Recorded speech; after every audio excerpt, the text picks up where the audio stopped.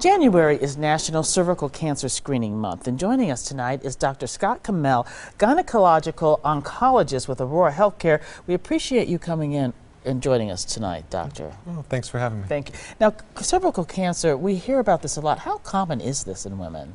Actually, in developed countries, it's not that common at all, relatively speaking to other women's cancers. So the problem with cervical cancer, though, is that it can be remarkably lethal if you do end up having cervical cancer. And so we really focus on its screening and prevention. That's important. Now, are some women at a greater risk than others, Doctor?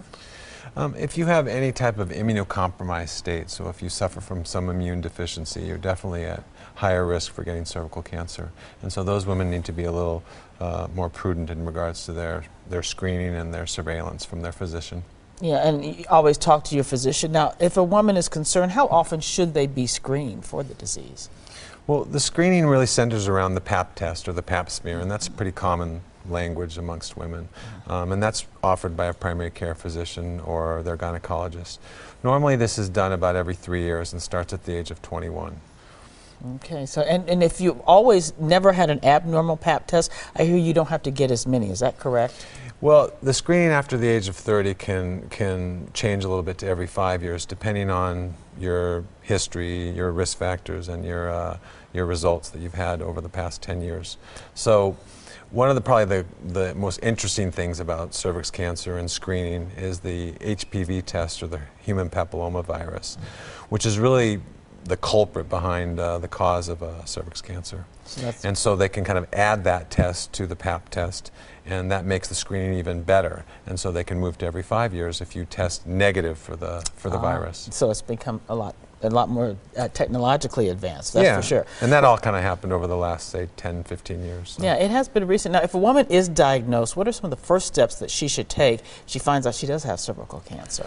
Well, again, I think cervix cancer is usually diagnosed via the Pap smear, and that will lead to further testing and ultimately the diagnosis. So if that were to ever happen, the first thing they need to do is meet someone like myself, a gynecologic oncologist, and then that person will figure out what stage they are, where the cancer is actually located, and then that will ultimately dictate what type of therapy they need. And there can be a lot of success rates. Now, what about prevention? Anything that a woman can do to prevent cervical cancer? Well, I mean, that's the key, I think, to cervix cancer in developed countries. Really, its incidence, as I said earlier, is remarkably lower than, say, it was 50 years ago, and that centers around the success of the screening story of Pap testing and now HPV testing. But what we've added to that is really vaccinations against the virus, and this can be offered to children, both boys and girls, at the ages of 11 and 12. Yeah. And that ultimately, I think we're going to see over this decade change the incidence to be even lower. Yeah, we have a lot of weapons out there. Dr. Scott Kamel, we appreciate you from Aurora Healthcare. Thank you for talking about this very important issue, because this is something that we actually can do something about. That's good to know. Thank you, Doctor. Thanks for having me. Well,